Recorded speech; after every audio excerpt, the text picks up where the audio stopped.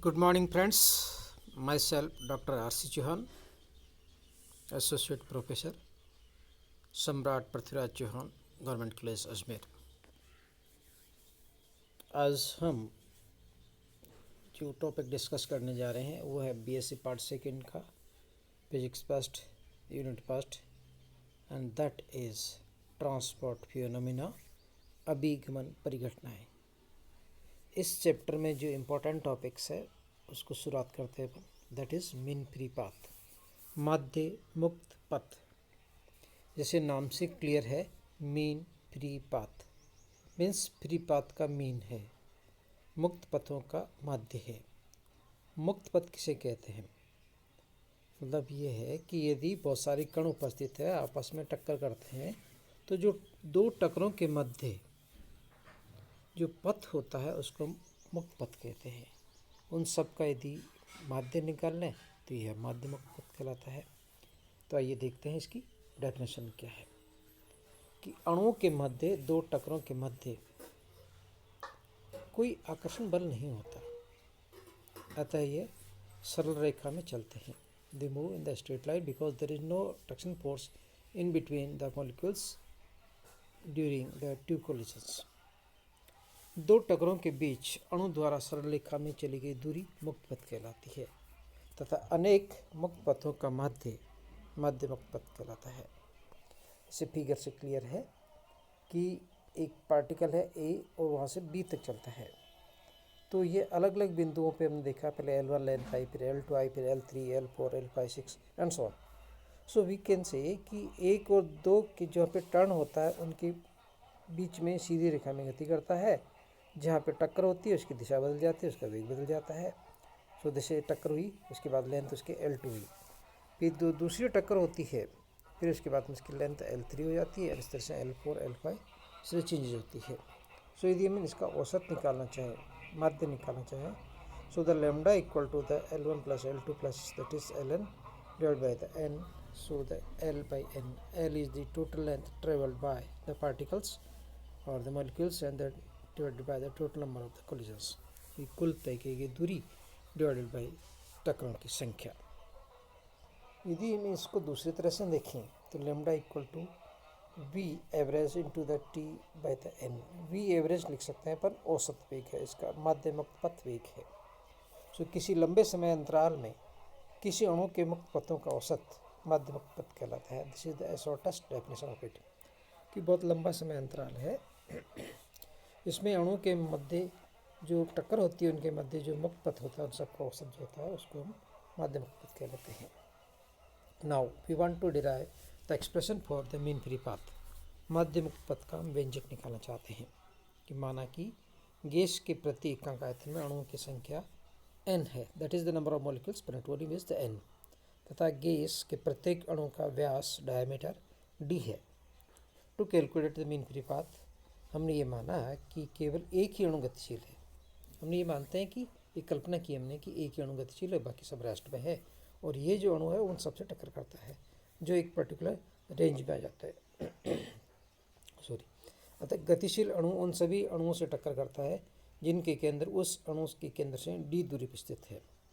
इस एरिया को, इस क्षेत्र को हम क्षेत्र प्रभाव कहते हैं, फील्ड इफेक्ट रीजन कहते हैं। जैसे फिगर से क्लियर है कि हमारा जो मॉलिक्यूल्स है बीच वाला वो मूव करता है, तो ये टक्कर करता है आसपास के अणुओं से। तो आसपास के अणु जिनकी इसका देखें, दोनों बीच की जो डिस्टेंस है वो एक डायमीटर के बराबर है, सेंटर से नीचे भी डायमीटर के बराबर है। तो इसका मतलब ये हुआ कि इसके चारों तरफ इस डायमीटर के अंतर्गत जो भी जितने भी अणु आएंगे वो सब इससे टक्कर करेंगे। माना कि अणु v बार औसत वेग से गति करता है, ये अणु अन्य अणु से टक्कर करती है जब गतिशील कण का केंद्र स्तर कण के केंद्र के चारों ओर खींची गई त्रिज्या d गोलाकार प्रभाव क्षेत्र में होता है। अतः अणु का प्रभावी काट क्षेत्रफल sigma equal to pi D square, जिसको प्रभावी काट क्षेत्रफल है कि वह इफेक्टिव रीजन है जहाँ पे ये अणु टक्कर कर सकता है। इस क्षेत्रफल में वह अणु टक्कर कर सकता है। अब देखें, v बार वेग है, t समय में कितनी दूरी तय करेगा, v बार t करेगा। इसकी जो इस सिलेंडर की जो लेंथ आ जाएगी वो d और d 2d हो जाएगी, डायमीटर के बराबर होगी। इसको हम कॉलिजन क्रॉस सेक्शन भी कहते हैं। वी बार औसत वेग से चलते हुए टी समय अंतराल में तय की गई दूरी वी बार टी है। तो क्षेत्रफल पाई डी स्क्वायर होता है। अतः इस बेलन का आयतन कितना हो जाएगा? क्षेत्रफल into length, so the volume equal to pi D square we bar T. यदि प्रत्येक एकांक आयतन में n अणु है तो उन अणुओं की संख्या जो टी समय में गतिमान अणु से टक्कर करते हैं, क्योंकि हमने ये माना कि इस वॉल्यूम में जो होंगे वो वही टक्कर करेंगे, तो हमने क्या कर दिया, इस आयतन को प्रत्येक एकांक आयतन में अणु की संख्या से गुणा कर दिया, तो इतने अणु आ जाएंगे। So pi D square we bar t into the n हो जाएगा। अतः टी सेकेंड में टक्करों की कुल संख्या जितने अणु होंगे उतनी टक्कर होगी, pi D square we bar t into the n. So the माध्यमिक पथ लेमडा टी समय में तय की गई दूरी डिवाइड बाई टी सेकेंड में कुल टक्करों की संख्या। तो हमने पहले कैलकुलेट कर लिया था, तय की गई दूरी वी बार टी है और टक्करों की संख्या अभी हमने कैलकुलेट कर ली क्वेश्चन सेकंड से, तो pi D square we bar t into the n. So the result is the 1 divide by pi D square n. Pi D square को अपन सिग्मा ले सकते हैं, cross section area 1 by sigma n. So the lambda equal to 1 divide by pi D square n. N is the number of molecules per unit volume, D the diameter of the volume molecules, and pi is the constant. उपयुक्त सूत्र की उत्पन्न करते हुए हमें derive करते हुए ये माना गया कि केवल एक ही अणु गतिमान है और शेष इस तरह थे, परंतु ऐसा तो होता नहीं। मैक्सवेल वितरण के अनुसार सारे अणु भिन्न भिन्न वेगों से गति करते रहते हैं। अतः मैक्सवेल वितरण का नियम का यदि उपयोग करते हैं तो हम कहते हैं कि ये सारे चलते हैं, तो इसको माध्यमिक पथ जो है ये फॉर्मूला थोड़ा सा रिवाइज हो जाता है, चेंज हो जाता है, तो वो आ जाता है lambda equal to 1 divided root 2 pi D square N. मतलब ये है कि जो इफेक्टिव नाउ दी रिजल्टेंट जो आएगा 1 डिवाइड बाई रूट 2 फैक्टर से और गुणा करना पड़ेगा, और 1 by root 2 pi D square N formula हो जाता है हमारा लेमडा का। अब हम चाहते हैं कि माध्यमिक पथ की दाब ताप घनत्व पर निर्भरता कैसे होती है। Dependence of the mean free path on the pressure, temperature and density of this media. हम जानते हैं कि आदर्श गैस समीकरण है P equal to R T है, P equal to N K T. तो पी इक्वल टू हो गया N by V K T. N by V number of molecules per unit volume, so this is equal to the small N. So the P equal to हो गया small N K T. N इकाई आयतन में अणुओं की संख्या है, तो हम लिख सकते हैं P equal to N K T. So the N मिल जाएगा हमें P by K T. So हमारा माध्यमिक पता जाएगा lambda equal to 1 divide root 2 pi D square N. N से मल्टीप्लाई कर इसका सब फॉर्मूला लिख दें तो 1 divide by root 2 k T by the root 2 pi D square the p. So ये फॉर्मूला क्या कहता है, lambda is directly function of the T, अर्थात माध्य मुक्त पथ गैस के ताप के अनुक्रमानुपाती होता है वह दाब के व्युत्क्रमानुपाती होता है। ऐसा क्यों होता है, देखिए जब टेम्परेचर इंक्रीज करते हैं तो मॉलिक्यूल्स दूर दूर आते हैं। जब दूर दूर आते हैं इसका मतलब बिना टक्कर अणुओं की संख्या कम हो जाती है, तो आराम से अणु बहुत दूरी तक तय कर सकता है। इसका मतलब माध्य मुक्त पथ इसका ज़्यादा हो जाता है। और यदि प्रेशर के व्युत्क्रमानुपाती होता है, यदि प्रेशर बढ़ा देते हैं तो क्या होगा, मॉलिक्यूल्स पास पास में आ जाएंगे, टक्करों की संख्या बढ़ जाएगी, तो माध्य मुक्त पथ कितना हो जाएगा, छोटा हो जाएगा, कम हो जाएगा। अब हम चाहते हैं डेंसिटी पे क्या इफेक्ट होता है। माना कि एक अणु का द्रव्यमान m है, तो n अणुओं का द्रव्यमान capital M equal to the small m into the small n।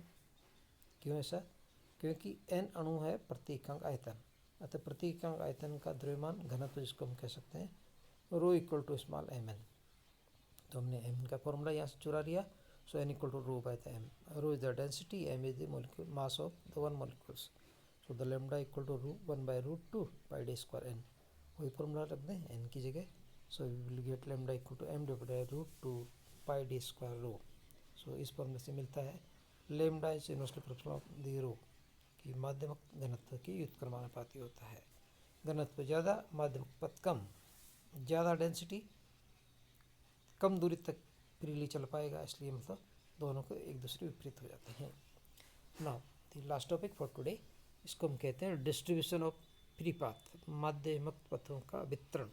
किस प्रकार कौन से अणु कितना वेग ले जाते हैं वो देखते हैं। माना कि किसी पात्र में गैस के n अणु है, बिना टकराए x दूरी तय करते हैं।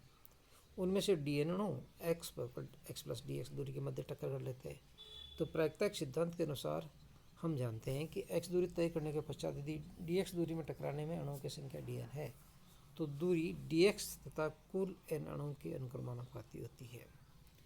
मतलब ये है कि टक्कर करने वाले अणुओं की संख्या उस दूरी के और वहाँ से कितने कण आ रहे हैं। ज़्यादा कण आए तो ज़्यादा टकराएंगे, कम कण आ रहे हैं तो कम टकराएंगे, ज़्यादा दूरी होगी तो ज़्यादा टकराएंगे और कम होगी तो कम आएंगे। So the D N equal to directly proportional of the n d x, और this is d N equal to minus P c n d x. P c एक प्रोपोर्शनल कांस्टेंट है, इसको हम आनुपातिक नियतांक कहते हैं, इसको कोलिजन प्रोबेबिलिटी कहते हैं। C for collision, p for probability. Negative sign क्या कहता है? नेगेटिव साइन कहता है कि बिना टकराए तय की गई दूरी एक्स में वृद्धि से एन का मान घटता जाता है। इसका मतलब हुआ जितनी ज़्यादा दूरी बढ़ती जाएगी टकराने की प्रोबेबिलिटी बढ़ती जाएगी।